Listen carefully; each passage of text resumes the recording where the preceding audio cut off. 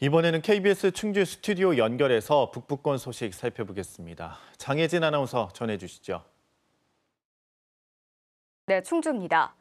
치매 환자가 실종되는 일이 끊이질 않고 있습니다. 충북 제천에서는 요양병원에 있던 60대 남자가 사라져 이틀째 수색이 한창인데요. 특히 요즘 같은 기록적인 폭염 속에는 건강과 안전이 우려됩니다. 송국회 기자가 보도합니다. 환자복 차림의 한 남성이 병원 앞을 서성이더니 이내 야산으로 사라집니다. 요양병원에 입원 중이던 60대 치매 환자입니다. 혼잡한 아침 배식 시간에 출입문 잠금 장치를 푼 뒤 건물을 빠져나간 겁니다. 수급자 신청을 하셔가지고 이제 보호를 받고 계셨던 분이고 병원에서 이제 입원해서 계속 지금까지 이제 치료를 받고 있으셨던 상황이시거든요. 실종 이틀째 소방구조대와 경찰관 등 인력 120여 명과 구조견, 드론까지 투입됐습니다. 하지만 체감 온도가 30도를 훌쩍 웃도는 폭염에다 산세도 험해 수색의 난항을 겪고 있습니다. 수색 반경이 한 5, 6km 됩니다. 전체 반경이.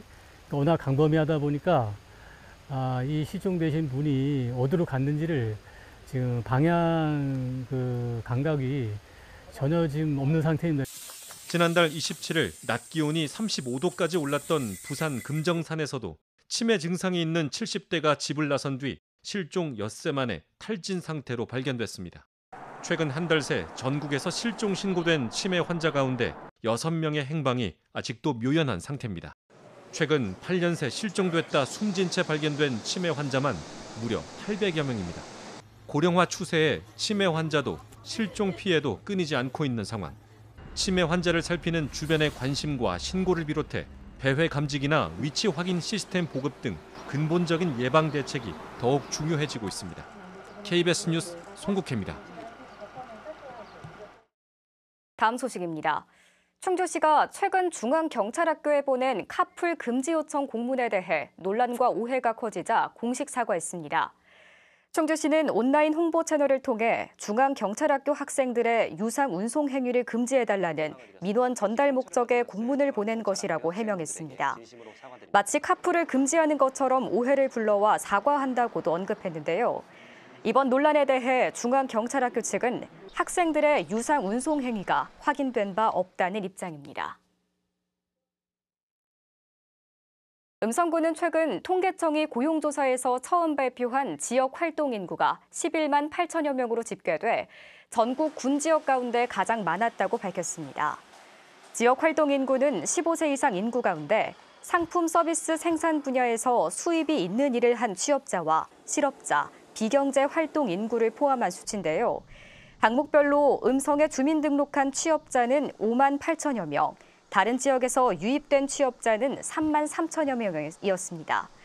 그리고 음성의 비경제 활동 인구는 2만 4천여 명, 실업자는 1,500여 명이었습니다. 음성군이 착한 가격 업소와 온라인 음성장터 쇼핑몰에서 지역 화폐로 결제하면 환급 혜택을 5% 더 제공합니다. 음성군 착한 가격 업소와 음성장터 이용객은 음성 행복페이로 지불하면 기존 10%에서 5% 추가된 15%를 환급받을 수 있습니다.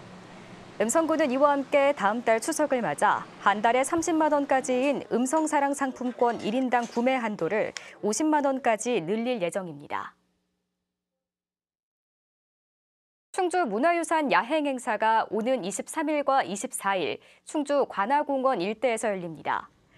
이번 행사는 야경과 야로 등 8야를 테마로 청령헌, 재금당, 조선식산은행 등 지역을 대표하는 국가유산을 활용한 전시 공연 체험 프로그램으로 진행됩니다. 또 옛 충주 읍성에 4개 문이 있던 자리를 따라 걷는 스탬프 투어와 인력거도 운행됩니다. 지금까지 충주에서 전해드렸습니다.